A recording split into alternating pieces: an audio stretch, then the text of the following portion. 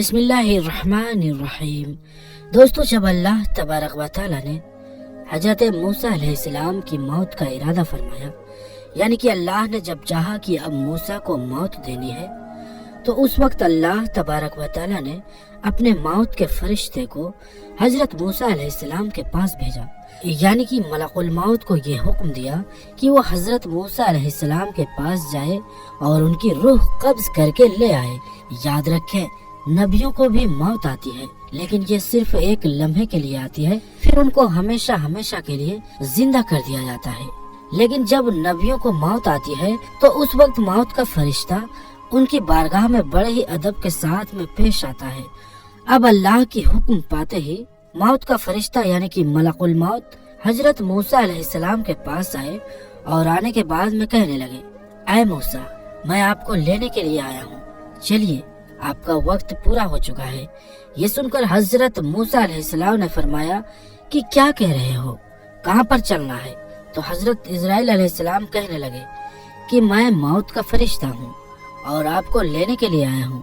یہ سن کر حضرت موسیٰ علیہ السلام نے فرمایا کہ اچھا، تو تم مجھے مارنے کے لیے آئے ہو، تم مجھے موت دینے کے لیے آئے ہو؟ اتنا سنتے ہی وہ موت کا فرشتہ کہنے لگا کہ ہاں، میں آپ کو مارنے کے لیے آیا ہوں، میں آپ کی روح قبض کرنے کے لیے آیا ہوں۔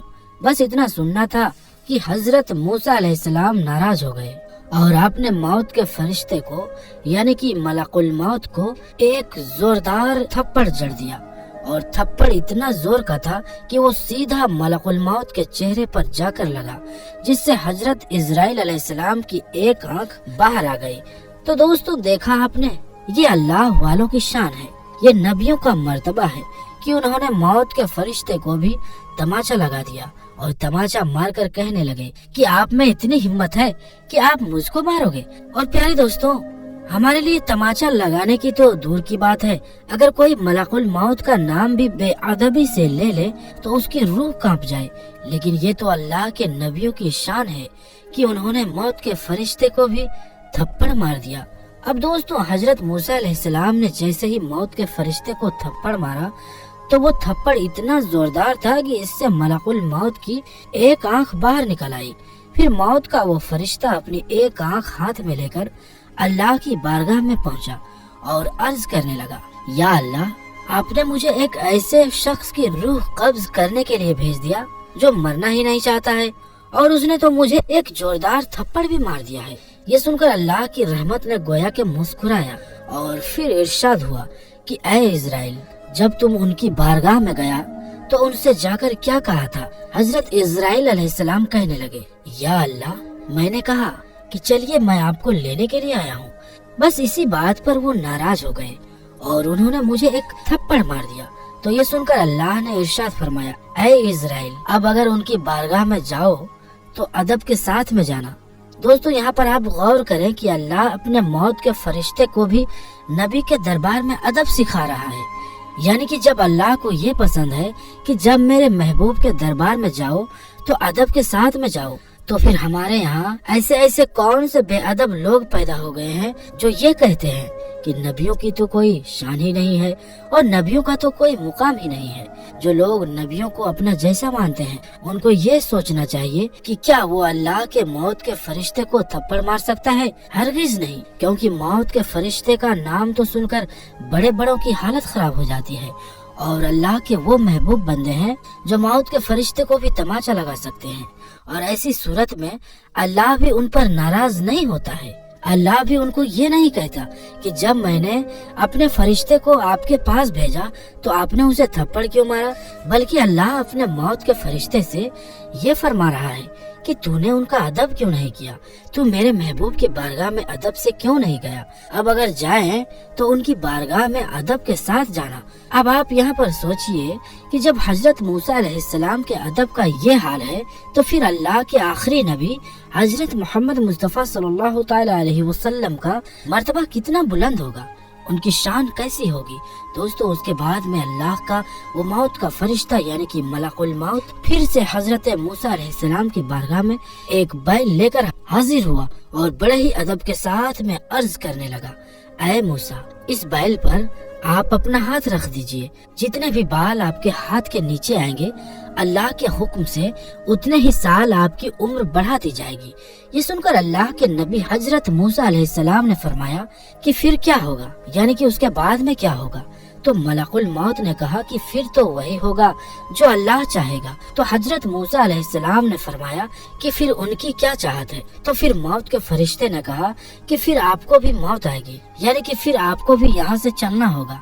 ये सुनकर हजरत मूसा अलैहिस्सलाम ने फरमाया कि जब कल मुझको चलना ही है तो फिर आज ही क्यों नहीं, यानी कि आपका कहने का मतलब ये था कि जब मुझे चलना ही है तो फिर मैं आज ही आपके साथ में चलता हूँ। लेकिन आप अल्लाह से जरा ये कहें कि अल्लाह मुझे थोड़ी देर की मोहलत दे।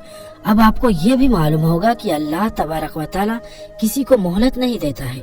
जब किसी की मौत का वक्त करीब आ जाता है तो फिर अल्लाह किसी को एक सेकंड के भी मोहलत नहीं देता है, मगर ये अल्लाह के महबूब बंदों की शान है जो अल्लाह से थोड़ी देर की मोहलत के लिए अर्ज कर रहे हैं।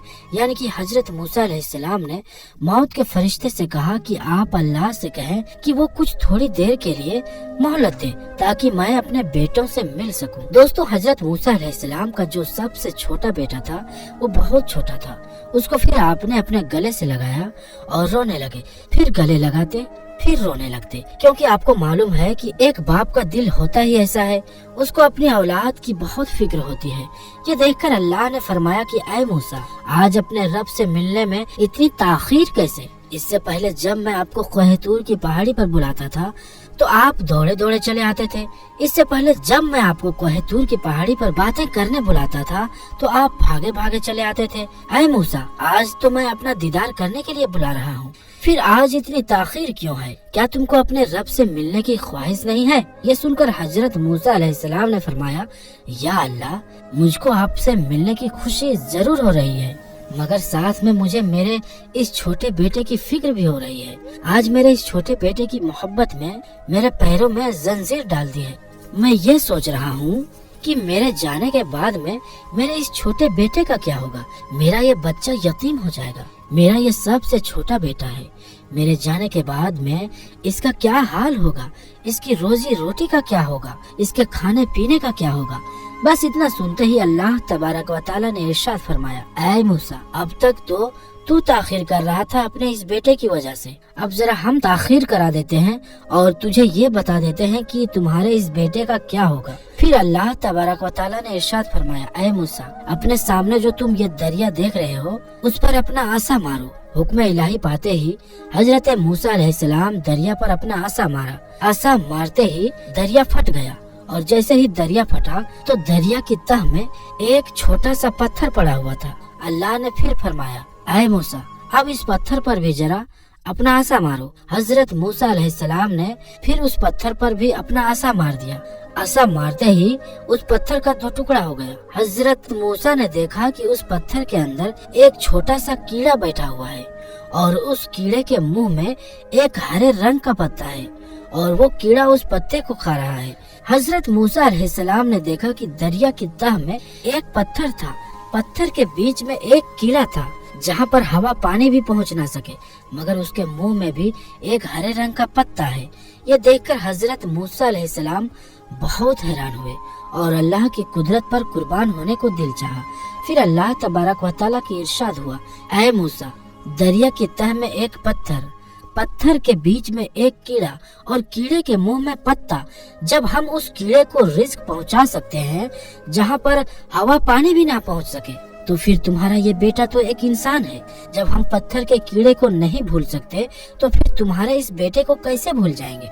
मखलूक को हमने पैदा किया है तो फिर उसके रिज्क की जिम्मेदारी भी हमारी है। दोस्तों, बंदा अगर अल्लाह का वफादार बन जाए, अल्लाह पर मुकम्मल भरोसा करने लग जाए, तो फिर अल्लाह अपने बंदों की हर मुश्किल को मिटा देगा। अगर आपको भी अल्लाह की ज़ात पर मुकम्मल भरोसा है तो आप इस वीडियो को दिल से एक लाइक करें।